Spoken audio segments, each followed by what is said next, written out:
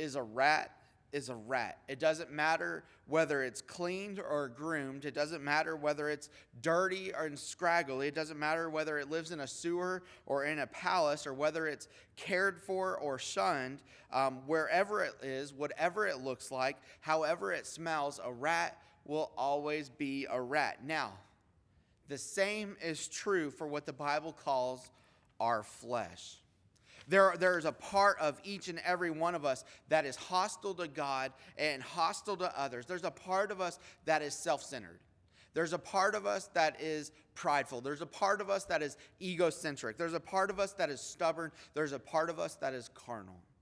There's just a part of us, like, really, when you break down and you look at it, there's a part of us that we just love to exalt self and make much of self. Well, I think this. It should be the way I think, right? There's a part of us that just loves the fleshly side of things. And the Bible puts it this way in Romans chapter 7, right? He says, Paul puts it this way. He says, the things that I want to do, the things that I know God wants me to do, I find myself not doing them. And the things that I ought not be doing, and the things that I know God doesn't want me to do, well, I end up doing them anyways. Is anybody out there on Facebook? Am I talking to anybody this morning? Is there anybody out there that can identify with that? Who am I talking to? Why? Because we're all wrestling with something. And that's why it's so important to look at Jacob's story and see how he wrestled with God, to see how he wrestled with other people, and then we can learn from that story. Because I promise you this, I promise you this. Every single person you come in contact with, well, you shouldn't come in contact with anybody right now, but every person that you interact with from 6 feet away is wrestling with something. They might be wrestling with God. They might be wrestling with their parents. They might be wrestling at their job. They might be wrestling with friends. They might even be wrestling with a thorn in their flesh. But rest assured, everybody, and I mean everybody, they're wrestling with something. And I know this. No matter how much you dress up that wrestling match, no matter how prim and proper it looks on the outside, there is always a part of us that is going to be wrestling with God, and therefore there is always a part of us that's going to be wrestling with other people. You know it's true because you feel it. You know it's true because you have lived it. And that's why today we're going to look at the life of Jacob, because he was a man who was known for wrestling. His family was a family that was known for wrestling, and there are some things that we need to draw out from their life. And so last week, sorry, I'm pulling my Yeti out. I had to go more than just the bottled water. I had to get the big cup out today. Big gulp. All right. For all you Dumb and Dumber fans out there. So last week we learned that Jacob came from this incredible family, but they had their own issues to deal with. And so we learned that Jacob stole the birthright from his brother Esau, and by doing so, Esau settled for something less. And we finished our time together by saying this: don't settle for anything less than God. Don't settle for anything less than the things of Jesus. And so that was last week. Now this week, which means we need to consider a few things. We need to look at Jacob's life, and we're going to consider what happened at the blessing, what happened at the marriage, and what happened at the river. What happened at the blessing, what happened at the marriage, what happened at the river. The marriage, the blessing, the marriage, and the river. So first, let's consider what happened with the blessing. We learned from the very outset that Jacob has a twin brother named Esau. Remember, he's really hairy. It's H-E, hairy Esau. He's really hairy. Remember, and we said, how hairy you got to be if the Bible calls you hairy? Esau kind of hairy. And so the Bible tells us very clearly that these two boys are in the womb and they're fighting. But this is the part of the story that we did not talk about. At the very beginning, when the two boys were in the womb, God looked to the mom, Rebekah, and we can assume that she told the father, Isaac, this. This is what God said to her. 2 nations are in your womb, And two nations from within you will be separated. So there's going to be strife. There's going to be fighting. There's going to be confrontation. And one person will be stronger than the other. Now, here it is. Now, the older is going to serve the younger. Oh, whoa. Did you hear that right? Yes. The older is going to serve the younger. So from the very beginning, God made it clear that he wanted to work through Jacob, who was the younger son. But here's the thing, though. Here's the thing. Jacob's daddy, Isaac, he loved him some Esau. Esau was his favorite child. He loved Esau, the older brother, more. I mean, he played checkers with him. He played, shave your arms with him. He played, he went to all the games. He hugged on him. He kissed on him. He showed favor to him. Isaac wanted Esau to carry the family name, to carry the lineage. And Jacob's mom, Rebekah, loved Jacob's more. So Jacob was kind of like a daddy's boy, or a mama's boy. And so what I'm highlighting here is there's some real tension with how parents interacted with their kids. There was some real tension in this family. So, I got to thinking about parents and parenting, and I am convinced, okay, here it is. I'm convinced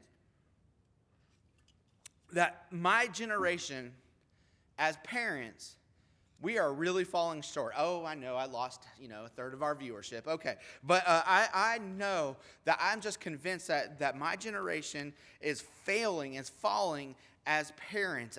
Now, I'll give us this, okay? I'll give us this. And I hope you'll give us this too. It's not the same world we grew up in. Like the world I grew up in is not the same world that my kids grew up in. I used to ride my bike all around town and just go for hours. Is there anybody else on Facebook world or YouTube world that did that? I mean, I would ride for 8 hours at a time and maybe check in like 3 or 4 times. I mean, there was just a lot of latitude. There was a lot of freedom as kids. And, now I feel uneasy sending Quinn, my son, out in the street because, one, I'm afraid someone's going to snatch him, but two, I'm actually afraid somebody's going to be texting and driving and hit them.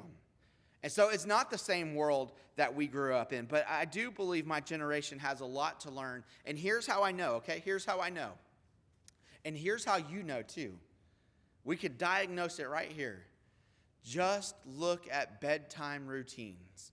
Just look at bedtime routines. Listen, Seinfeld nails this on his commentary. He says, listen, the bedtime routine, I don't know how to do the Seinfeld. The bedtime routine. Well, that's not Seinfeld if we're ever playing. Okay.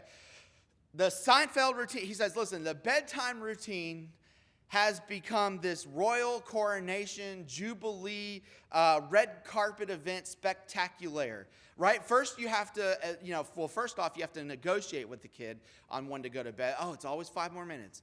It's always 5 more minutes. It's always 5 more minutes. And then you have to put the stuffed animals in a half circle of semi-emotional support to just get them to go to bed. And then you have to read them 15 different books so that they'll go to bed. And who else am I talking to out there, right? But you know what book that you and I read every night when we were growing up? And it put us right to sleep. It really did. And you and I read the same book growing up. You know what it was? It was called Darkness. Our parents said just, hey, you, turn the lights off and get to bed. Is there anybody else like that? Yeah, I know there was some. But, today parents, they tell their kids, listen, it's like, I see you're upset, sweetie. Can you just take a deep breath and use your words and don't cry? It's okay. Just use your words to explain your feelings. Man, parents back in my day, you know what I'm about to say, don't you? They would say, if you don't stop crying, I'm going to give you something to cry about. Anybody else out there experience that? Love you, Mom. Okay. Now, I'm just being a little silly here, but what I'm saying is, listen, there were differences in parenting throughout the generations, right? We have different in parenting styles. But there was always the expectation that both parents would be there and that both parents would be loving. But you understand that was not the household that Jacob grew up in. And as I process that and as I think to myself, I just wonder how many of you out there perhaps have a father wound or a mother wound. And I go out there and I just think about this story and I wonder how many people you guys interact with that probably have deep wounds from their relationships, from their mother or their father, because I'm betting it's probably more than you care to realize. And these wounds, they come in the form of, people who have been, I hate this, is that people have been abused by parents, whether physically, emotionally, maybe verbally. There are people who their parents were just absent and they just weren't around. There are people who maybe their parents, this is my story, that they abandoned you. I had one parent, there's just like, boom, done, don't want any part of you, see ya. It had nothing to do with me for all my life, right? Or maybe there's a parent who had control issues and wanted to control your life a little too much. And if you've experienced any of these wounds, let me just give you a word of hope. Jesus is called the wounded healer. He knows what it means to be wounded, but he also is the ultimate healing. And you can bring those wounds to him because, listen, he's not afraid. He's not put off by the deepest, darkest places of our lives. But let me dovetail that by also saying this. I would also say if you have wounds from a mother or wounds from a father, I would say this. I would encourage you, my pastoral encouragement to you is to get counseling. Get counseling. And I don't mean that in a mean way. I don't mean that in a contrite, a pejorative way. Listen, I went for counseling and I got healed in counseling. It worked for me. Listen, I had a father wound. Most of you guys don't even know this, but I was kidnapped as a young baby. Can you imagine spending I was kidnapped from my mom by my biological father, and then once he gave me back to the mom by court order and by all that stuff, I never saw the guy again. And so, can you imagine spending the first Mother's Day not having your less than 1-year-old? You think that's not going to create wounds? That's going to create wounds. And so I had a father wound listen, as a result of that, I was a very toxic person in my 20s. Oh man, I was a horrible coworker. I wasn't even a great husband, right? Because I was looking for approval. I was looking for an attaboy, because that was my father wound.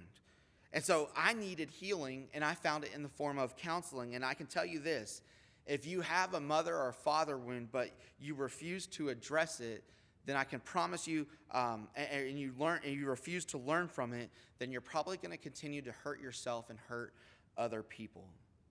But the great promise of Scripture is that all families are complicated, but our complications don't prevent us from seeing the loving heart of the Father.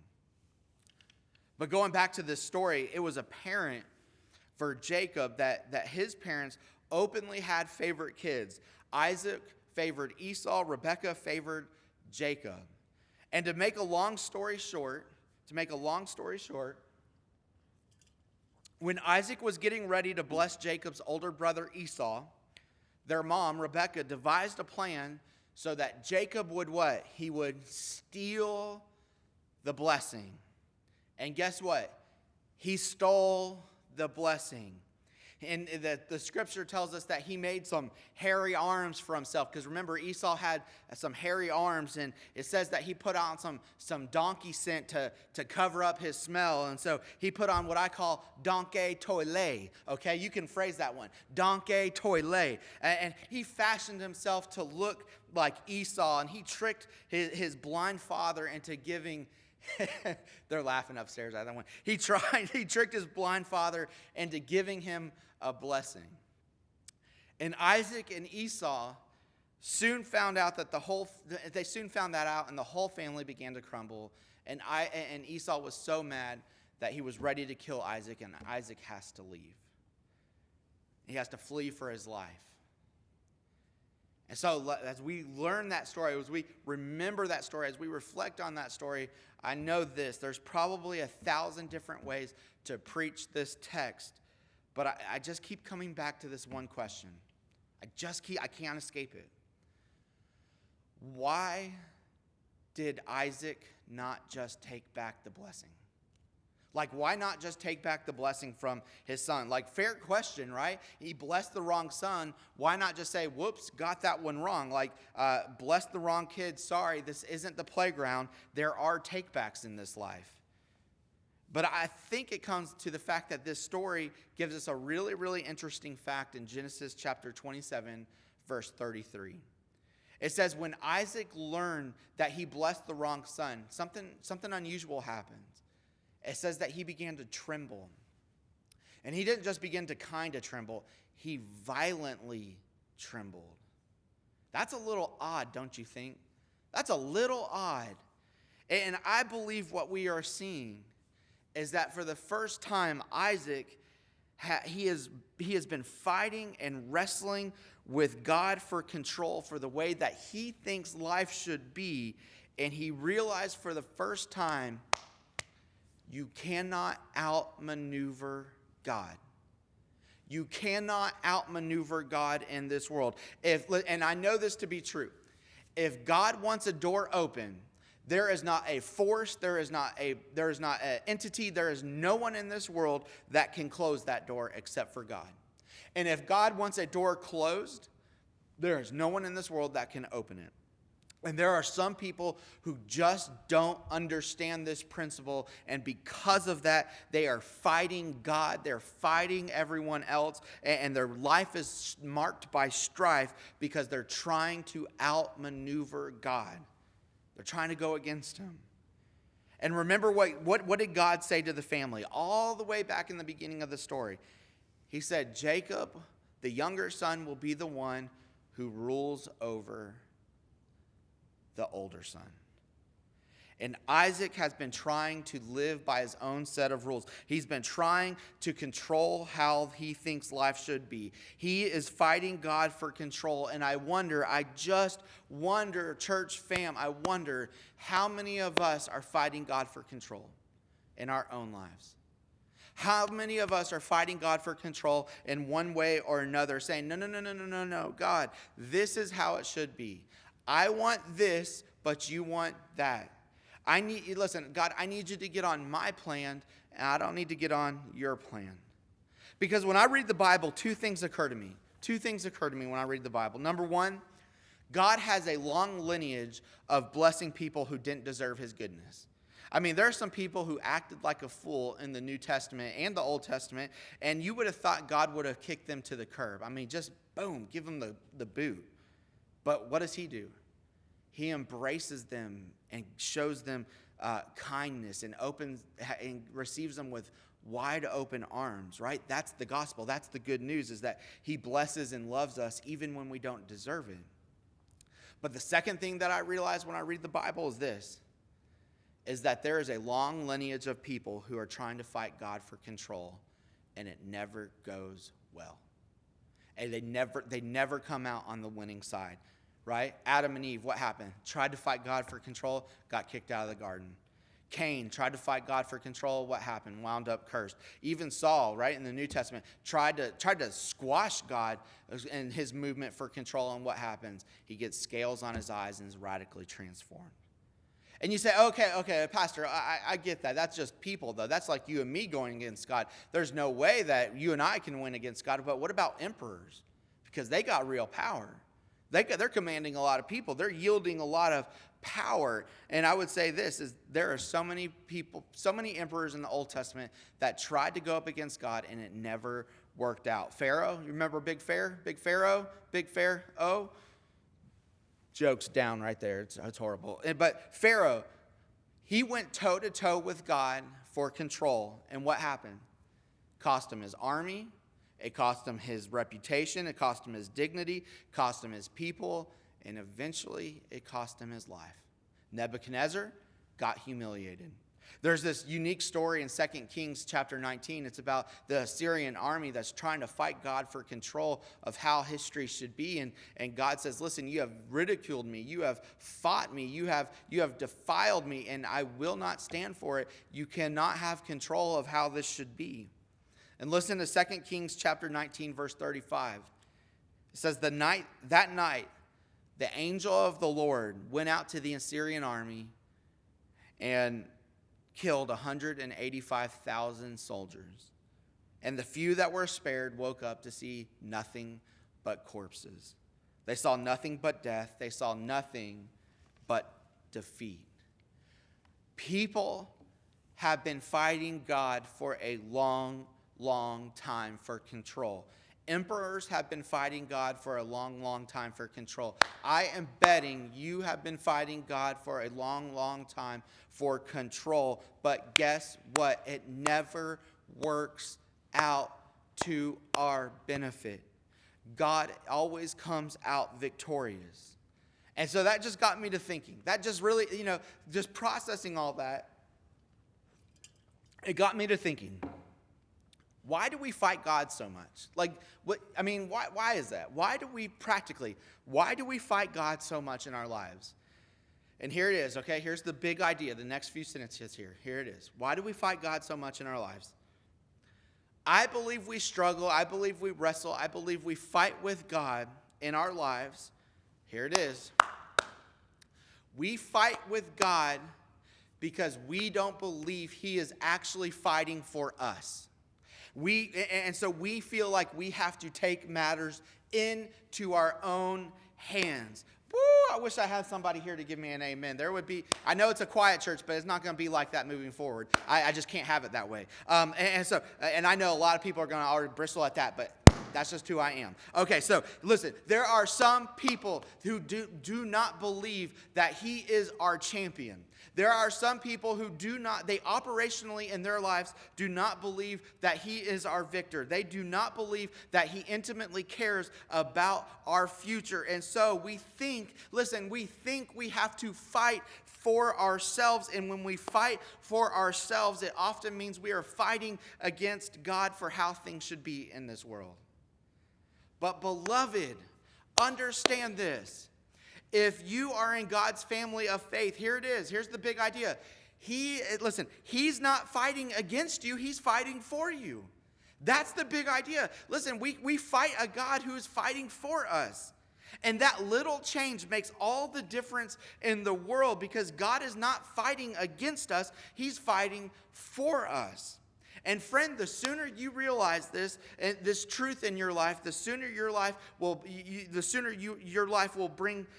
begin to change for the better. Why? Because you will not see adversity simply as adversity. You will see adversity as new opportunities and new ways that God begins to fight for you and begins to do a new thing in your life.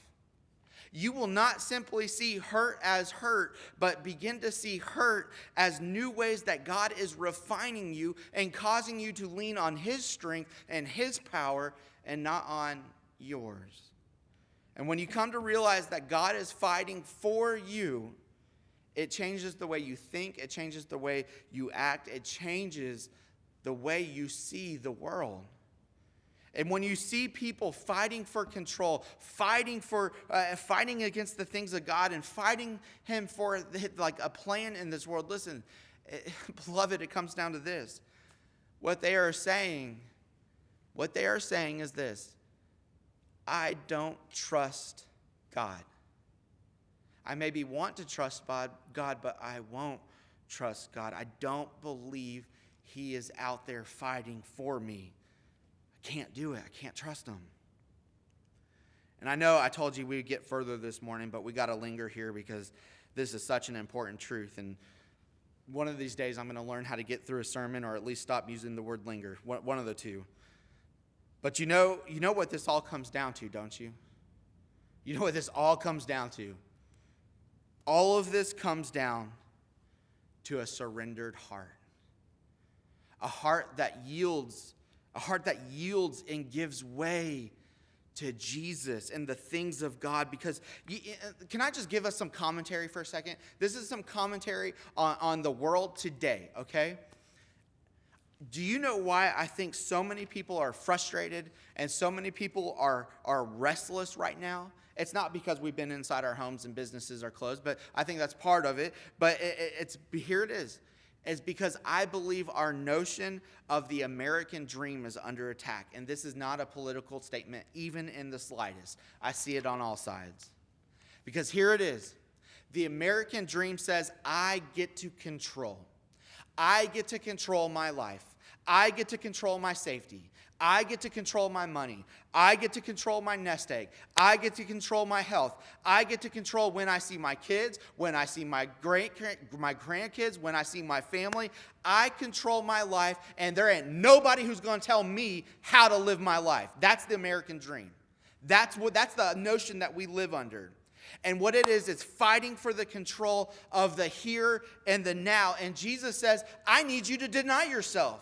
I need complete and total surrender to the King. Do you see it? Those are two very different thoughts. Listen, Jesus, as my friend once said, listen, Jesus doesn't invite you to the American dream. He calls you to a life of surrender. And those two things are not, listen, those two things are radically different. We are signing up for a life of surrender. People say, hey, Jesus, I want to follow you, right? You read the scriptures and people are like, oh, Jesus, I want to follow you. And he's like, are you sure about that? And they say, oh, I want to follow you. I want to follow you. He's like, okay, well, foxes have dens and the birds have the trees. But listen, the Son of Man has nowhere to lay his head tonight. Are you okay with surrendering to that level? Because following me is going to cost you something. It's going to cost you something deeply. And are you willing to surrender that to Jesus? We want absolute control, but Jesus wants absolute surrender. Would you not agree with that? We want absolute control in our life, just like Isaac wanted it. We want control of all the things, but Jesus wants absolute surrender. Really, if you disagree with that, please email me. I would absolutely love to have a conversation with you. Jesus wants we want absolute control. Jesus wants absolute surrender. And you know what the biggest tragedy of it all is? Is we are fighting a God who is fighting for us. We are not surrendering to a God who is fighting for us and fighting on our behalf. That's the biggest tragedy of it all. And so on this day, will you choose control or will you choose surrender? Can't have both. You cannot have both in the life of faith. You're either leaning one way or the other. So on this day, are you willing to surrender or are you choosing control? And as I process that, I ask a few questions.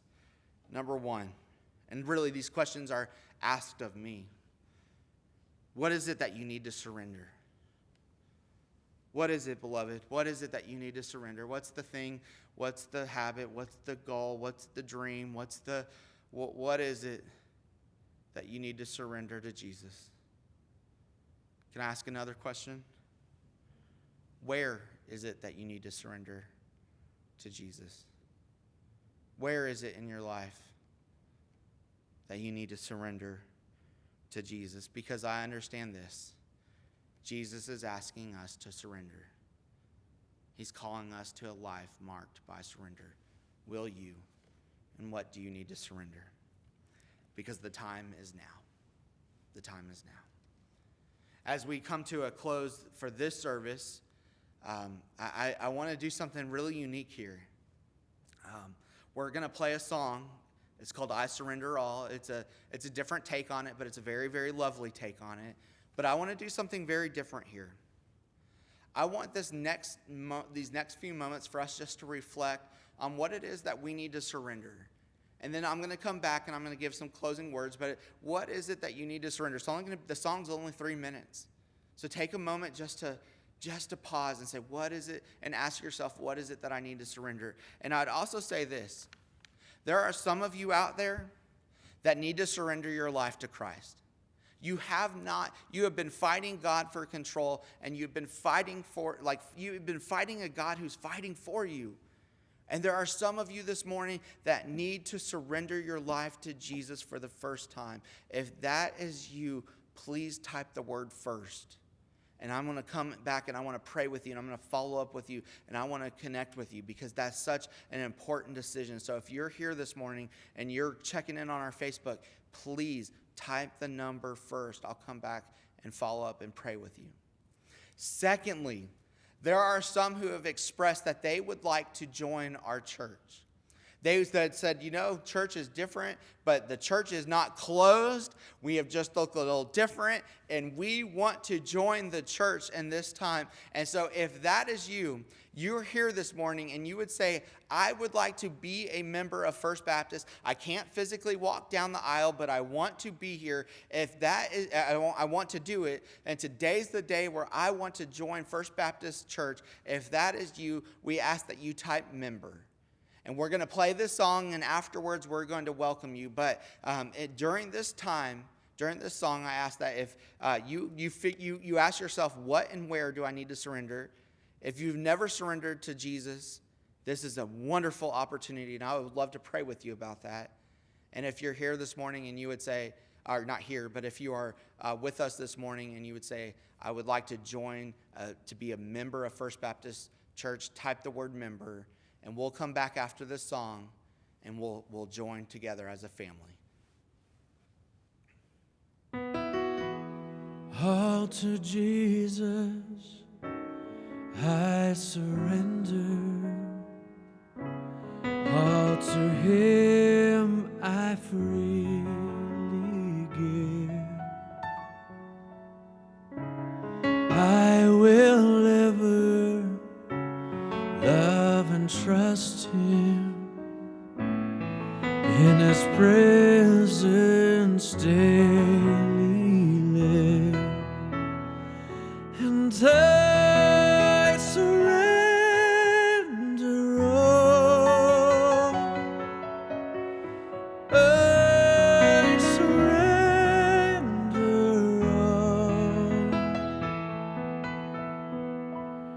all to Thee, my blessed Savior.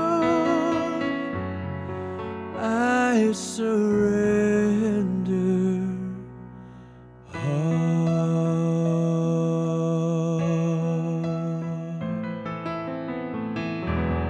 all to Jesus I surrender. Humbly at His feet I bow.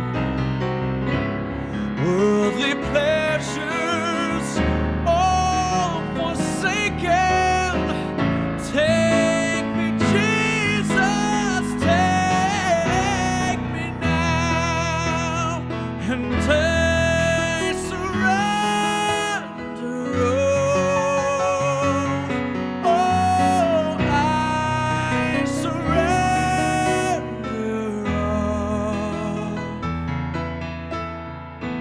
all to Thee, my blessed Savior. I surrender all.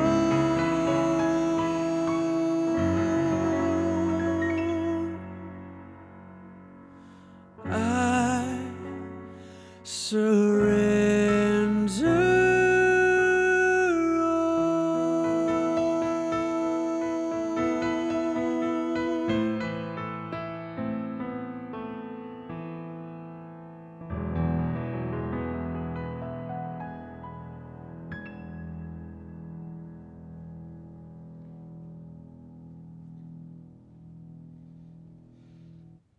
Okay, well, on this day marked with technical difficulties, Satan did not want us to have this service. He tried everything in his power to prevent us from having this service. But we come today and we have some wonderful news.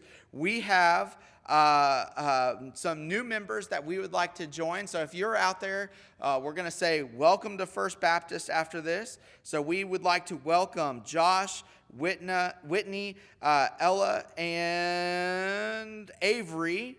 Sorry, people keep commenting. I want to make sure I got it right. Yeah, that's what I thought. Josh, Whitney, Ella, and Avery Hood. And so we are thankful for them. Welcome to First Baptist. This is truly remarkable. And then also members Doug and Marcia Hood are wanting to join First Baptist Church. And so this is truly remarkable. This is a great thing. This is an exciting thing. This is how we know that God is still at work amongst us. And even though the devil is trying to thwart all of our plans, God is still faithful and he is still good. So I am so thankful for those families.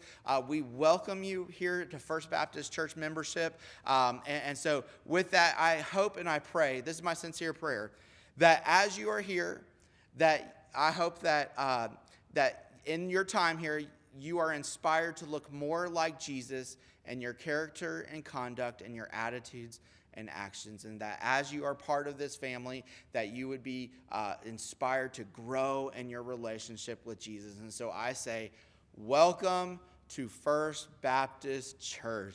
You are the only ones who are going to be in our database who said we did it online, or at least as of right now. So that's wonderful. So thankful for each and every one of y'all. Y'all message them, give them some virtual hugs, virtual high fives, because it's such a wonderful moment. But until next week, let me also say this: we're going to have our deacons meeting this Monday about some next steps, and I will communicate those to you as we can. And then secondly, the next service for Mother's Day, it's still rendering. And so please be patient with us. We will post it on our Facebook page, and we'll also email it once it's completely done. Y'all have a wonderful and blessed day. We'll talk to y'all soon. Blessings.